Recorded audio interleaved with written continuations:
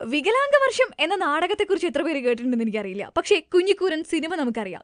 അറബിക്കടലും അത്ഭുത വിളക്കും അങ്ങനെ തന്നെയാണ്. അതാണ് പിന്നീട് ചാന്തുപൊട്ടായി നമ്മൾ കണ്ടത്.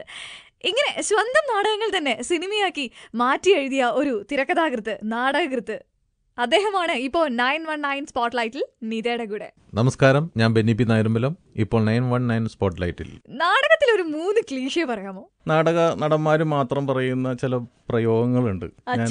ഞാൻ ആ ട്രൂപ്പിൽ സഹകരിച്ചുകൊണ്ടിരിക്കുമ്പോൾ എന്നേ പറയുള്ളൂ.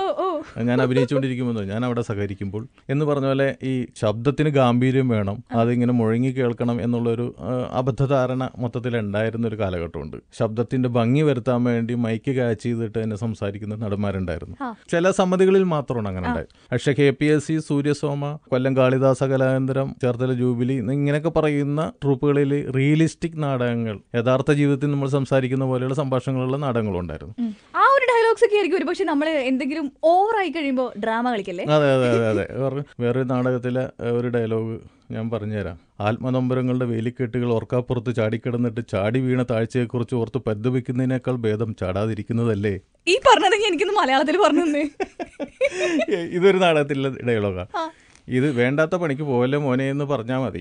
അതാണ് അതിന്റെ അർത്ഥം. നാടകങ്ങളുടെ ഒരു സത്യസന്ധത നഷ്ടപ്പെട്ടു.